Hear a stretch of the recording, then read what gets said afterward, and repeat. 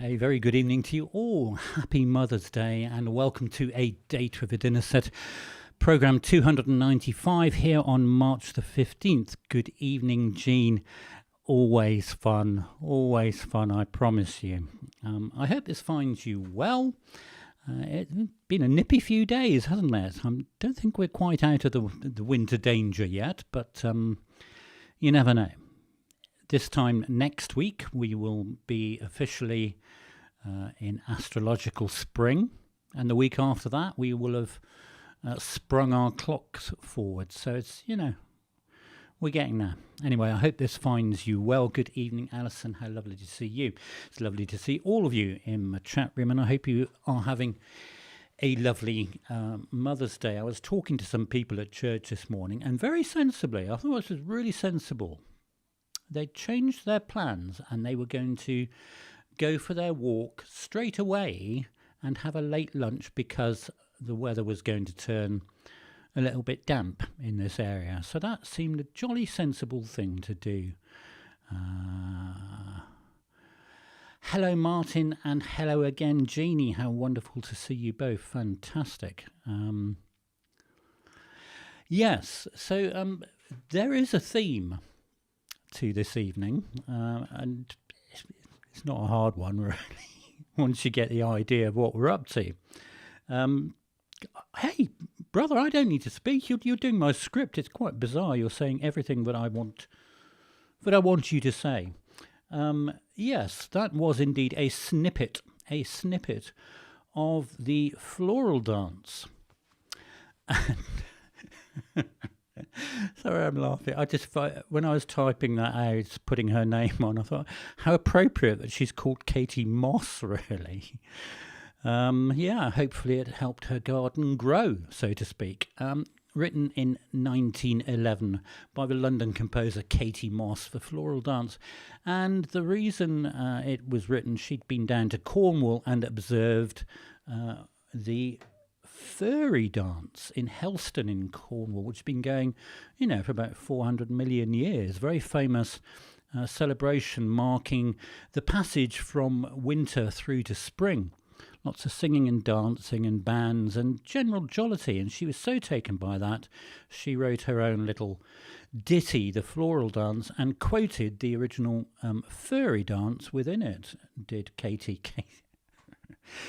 Moss. Fantastic. And then, yeah, back in 1976, there was an instrumental version which made it to Top of the Pops by the Brighouse and Rastrick Brass Band, and that became a very, very famous instrumental. It was one of those instrumentals that everyone knew in the 70s, along with Eye Level and Stranger on the Shore, blah, blah, blah. And Sleepy Shores, indeed, all those sorts of things. I'm not quite sure why how it got into the charts. That's just a bit vague. And then 2 years later, dear Terry Wogan, prepare yourself for a jolly good hairpiece here, or hairstyle anyway, did a vocal version of it on Top of the Pops. I think he'd been singing on his show. And he did it with a different band, the Middlesex band, the Hanwell Band, which sadly is no more the Hanwell Band.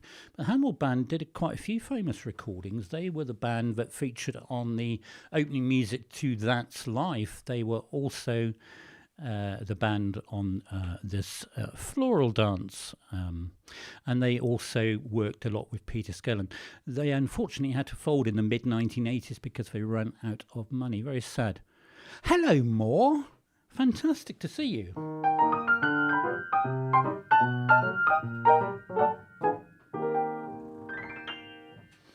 Little greeting from Moore there, because on his channel there is a fantastic version of the theme from Toy Story. You Got a Friend in Me. Take a look at his channel. It's good to see you, chap. Fantastic. Did you remember Mother's Day? I'm sure you did. Yeah, so that's all I want to say about our little snippet of opening, the Floral Dance. It seemed an appropriate one for Mother's Day, and in fact everything really is linked to that. So there are a lot of golden oldies going on this evening.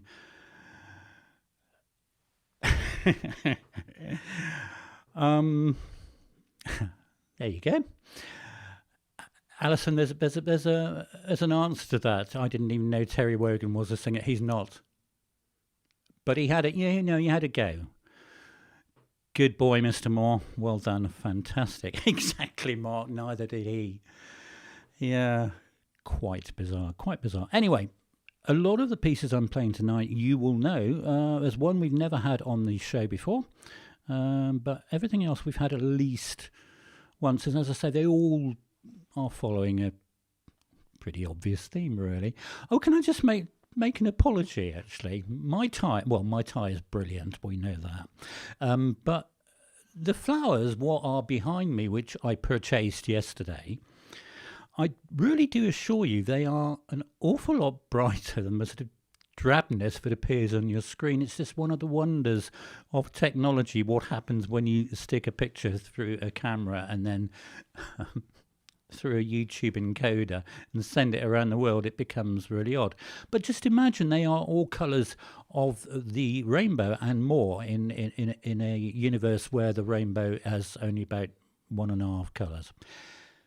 I just thought I'd throw that in there. Do enjoy the programme if you're with us live, and if you want to say anything about anything, pieces, music, Mother's Day, what you've been doing, what you're eating, what you've been up to, blah, blah, blah, blah, blah, just go for it. And we'll talk a little bit in between each piece as we normally do.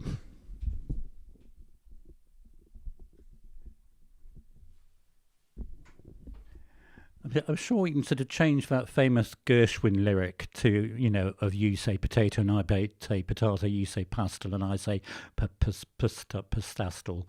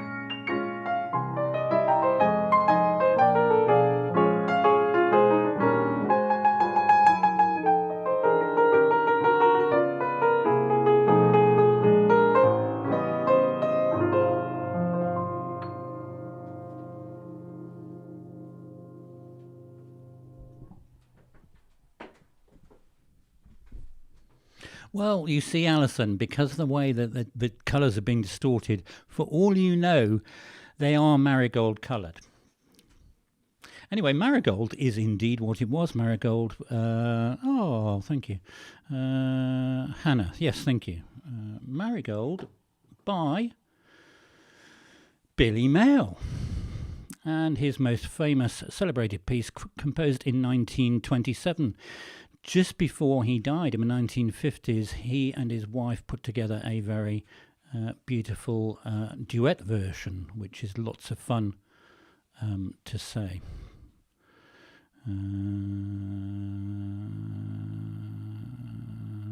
Gosh, you had all the important people there, Mark and Judy. Fantastic. That sounds wonderful. Yeah, it's a Billy Mayerl. And a little picture for you here. There's Billy Mayerl, and it's worth pointing out that the piano he's playing there is a very famous piano. It's the 11 foot 8, which is quite big, Challen piano. And it needs a little bit of context that the Silver Jubilee for King George V in 1935, the Challen Company made 2 of these absolute beasts of pianos. And they're quite heavy, between 1 1/4 and 1 1/2 tones. Tones. Well, there's lots of tones in it as well. Isn't it fantastic? But of course, these days, that is by no means the world's largest piano. I believe there's one in Poland, which is some 19 foot long and has 12 1/2 octaves and about 156 notes. Yeah, but that was the challenge that Billy Mayerl got to play in the early 1950s.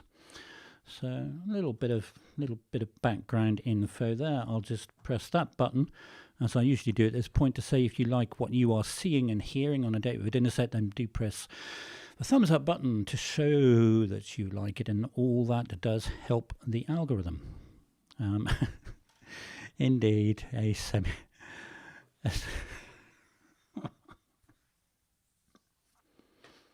Thank you for that. Okay. How long is a standard concert grand? Well, it depends on the make of the concert grand. By way of example, if you were lucky to own a Bosendorfer Imperial concert grand, I believe they come in at 9'6".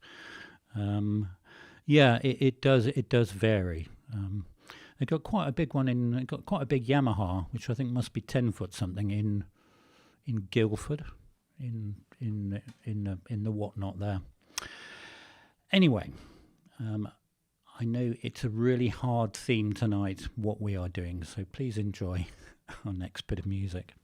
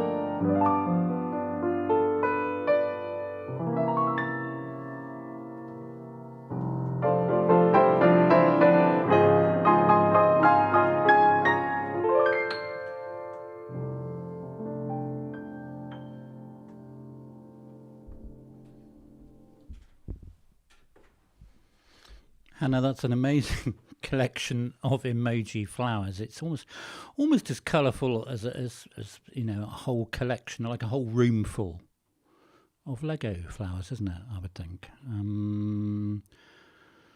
Oh, is a nice idea, Martin and Jeannie, but no. Is the simple answer. It's a lovely piece. I know what you mean though. It's got the same sort of yearning quality to the melodic leaps and indeed the harmony, and composed within 10 years of the piece we just played, which was indeed as Hannah and Mark and Judy said, We'll Gather Lilacs in the Spring, again from 1945, composed by Mr. Ivor Novello from his musical romance Perchance to Dream. And for about 20 years, between 1930 and 1950, Ivor Novello was quite an amazing figure in the London theatre scene as a composer, as a singer, as an actor and an impresario.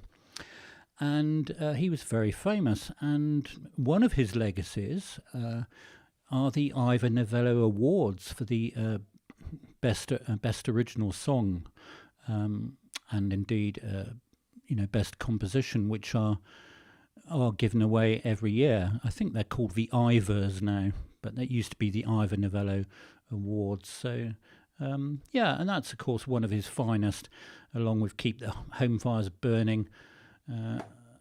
That sort of thing. So I'm just going to anecdote away with you here. You might, if you were with us last week, you will recall me coughing like a fool because I had been doing the hoovering before we went on air. And I discovered that was a very silly thing to do, because once I go on air, we shut the windows, the doors, and we're sort of isolated in with a lot of hot lights and cameras and equipment. And that's what was making me cough. So I wish to assure you, no hoovering, no housework has been done in this room this afternoon. But I made an even, just a catastrophic mistake. I thought, do you know what? My hands are a bit dry. We'll put some moisturiser on those. But, that's why we're sliding away, as the song goes. Never mind. What will we do? Oh, yeah. Today, 15th of March. Not only is it Mother's Day. Here's an interesting day that it is today that our friends across the pond are celebrating. Today, 15th of March, is Everything You Think Is Wrong Day. You've got to be careful how you say that. Everything you think is wrong. So what it's saying is that do not make any major life-changing decisions today, because you may be wrong. It's a sort of quasi-philosophical sort of thing. It's been around since 2001, apparently. So it's a sort of conceptual thing that even if you think you're right, then on this day, supposedly, you are probably wrong. And you can't sort of get out of it by saying to other people, I believe you to be wrong, because you would be wrong in your own thinking for thinking and saying that. It's real Immanuel Kant philosophy stuff, I tell you. You hear it here, don't you? Let's finish this coffee, and then we'll launch into our next piece. And who knows, Hannah, who knows whether you have guessed the incredibly tricky theme going on this evening. Who knows?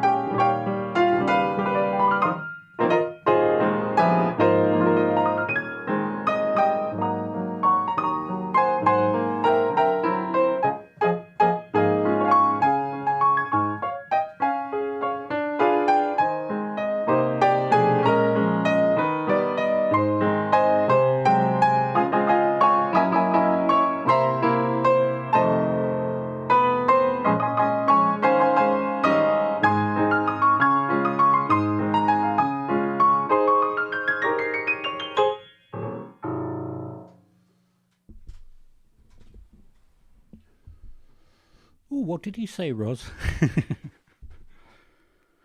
You said well done, Mark. Fantastic. Yes. And if you haven't... now, Martin and Jeannie, you are correct there.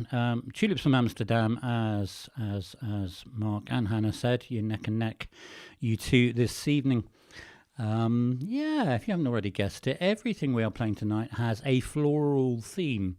It seemed a nice way to sort of give a general bouquet to all our mothers, all you mothers everywhere, all mothers everywhere this evening. So that's what we are doing this evening. Tulips from Amsterdam was actually composed in 1953. But it has one of those interesting histories to it, in that there was a bit of a sort of copyright claim and the tune got rewritten, then the lyrics got rewritten, and then somebody at Decca Records, who was a well-known lyricist, wrote the English lyric, and they used it to promote their sign star, indeed, Mr. Max Bygraves. And it became a huge hit because that was the first English-speaking version of Tulips from Amsterdam, but originally composed, well, the music anyway, by this chap, Ralf Arnie. And it became a staple of Max Bygraves' act. And he is very famous for that song. It's a jolly, jaunty little piece, isn't it? And it seems to sort of really sum up the whole hope and joy and colour, if you like, of spring. So, speaking of exciting things to come in the spring, in 5 weeks' time, we will be doing our 300th broadcast on A Date with a Dinner Set on Sunday, April the 19th, not so many weeks away. So that's an exciting time, and as I keep saying, we're going to try and contact everyone that we know that has ever been here on A Date with a Dinner Set and say, come and join us and celebrate. So I did throw it out last week. I said, I'm not quite sure what we're going to do, and I'm still not sure what we're going to do. But then somebody left me a YouTube comment on last week's program and said, cake, we're going to have cake. So cake has been ordered, by our YouTube community, so we'll see if we can sort that. And it should be lots of fun. Mr. Moore, thank you so much. I know, you see, I'm so old, Moore, that's what it is, chap. But yeah, it's quite exciting to think we've been going nearly 6 years back in those dark days of the pandemic. Okay, so continuing our theme now, this next song is a Grammy-winning song. It's quite famous, I think, but if you don't get it, we'll put up a pretty blatant visual cue for you. Right, here we go.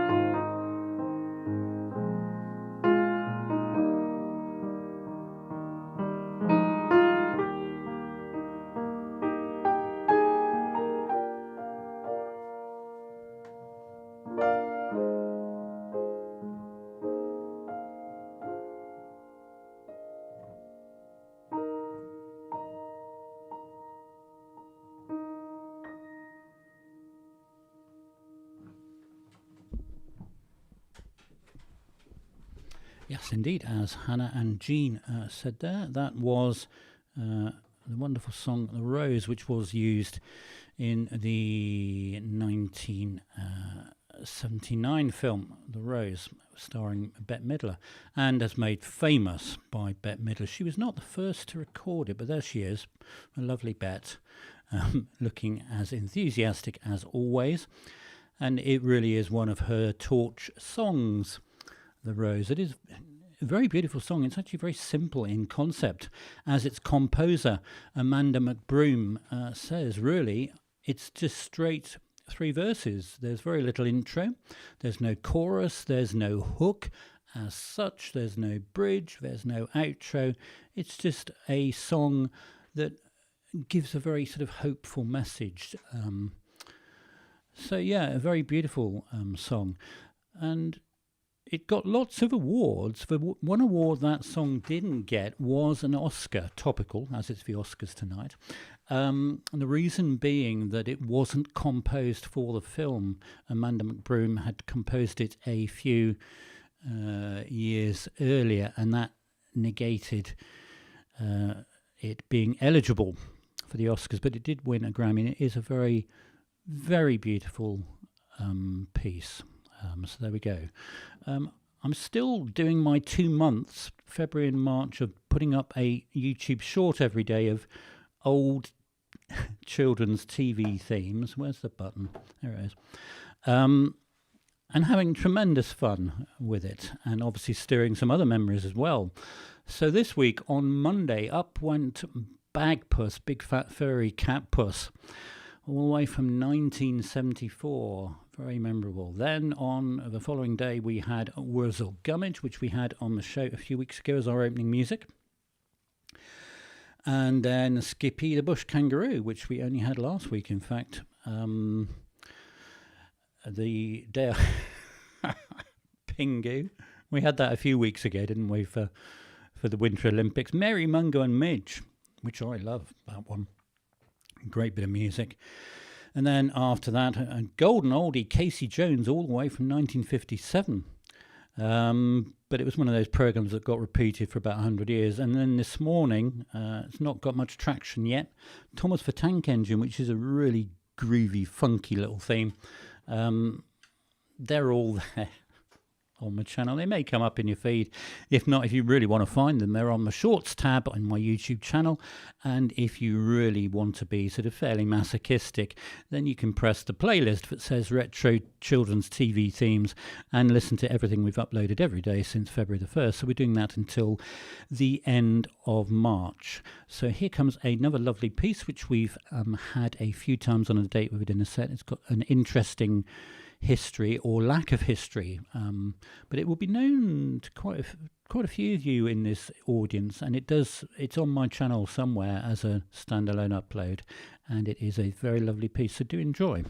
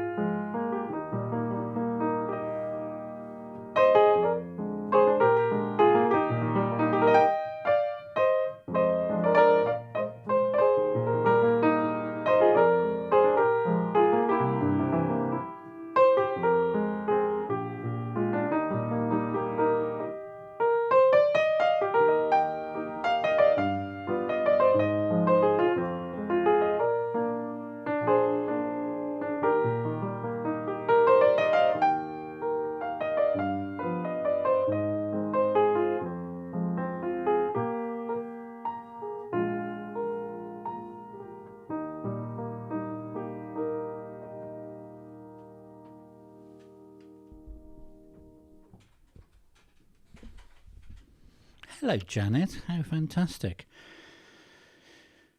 Oh, it sounds lovely. I saw them at church, of course, this morning, so I'm glad that you've seen them as well. Indeed, as Martin and Jeannie said, and then Hannah has just said, Swaying Daffodils, which was a very lucky internet find back in 2020. I saw a YouTube video which had a scrolling score, and I tried to find the score, and it's just not in print, or it wasn't then. You can get it now, actually. So I did my sort of low-tech version and screenshotted every 4 bars, printed them out, stuck them all together, and then made my own copy of it. You can get it now. So, Swaying Daffodils, where are we? Yeah, so there you go. There's a picture of the front of the official copy of it. I know, Alison, and I'm normally so excitable and over the top. It's all very calm tonight. I've lost my button now. Yeah, and it's composer Arthur Overlade. There's a little bit of his obituary there, who lived in Salt Lake City, and he was a very sort of quiet but much loved person, a music teacher and educator in the district, and did many things with community music. And amongst the wonderful things that he did, helping people in the community musically, composed that rather beautiful piano piece, Swaying Daffodils. And yeah, I think it's a really nice piece. We first played it during lockdown and then put it up as a video upload. But everyone who hears it really likes it. It's very, very calming. Hey, Moore, I don't suppose you're still in the chat room. If you are, you should play that piece. Be good for you. I'll send it to you. Anyway, what are we going to say? Oh, yeah, of course, we cannot finish the programme by talking about the most important day today. So once again, happy Mother's Day to all mothers and all our mothers. And I hope you are having a wonderful day, and also lots of memories as well. Of course, we used to call it Mothering Sunday, didn't we?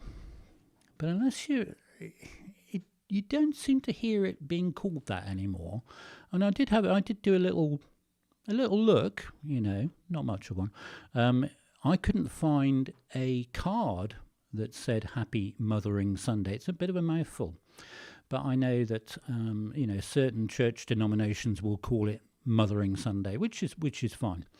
But Mother's Day it is, and it's a tribute to all the wonderful mothers out there, as indeed is our little floral whatnot of a programme this evening.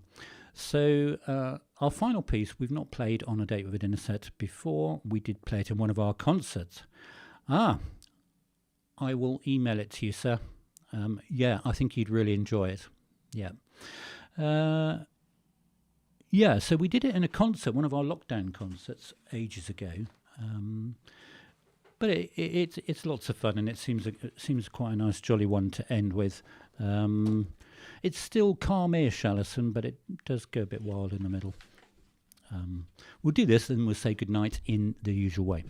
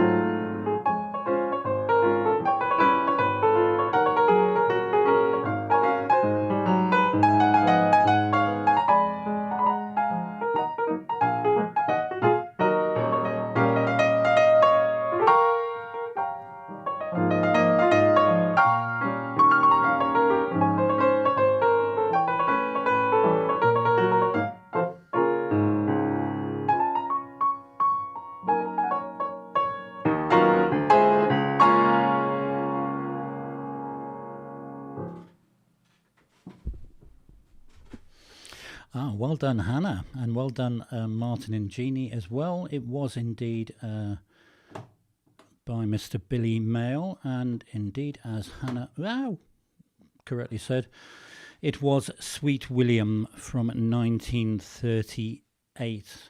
And, you know, Billy Mayerl wrote about 350 of these pieces, and I think that's in my top 10. There's something about that. It's lots of fun. So that brings us to the end of our little floral bouquet for Mother's Day here on March the 15th, programme 295. As always, it's been lots of fun thinking up what we're going to do and preparing and playing for you. As always, it is you that make it by being here and joining in all the fun. And look at all these wonderful, colourful, flowery emojis pouring in to brighten the day.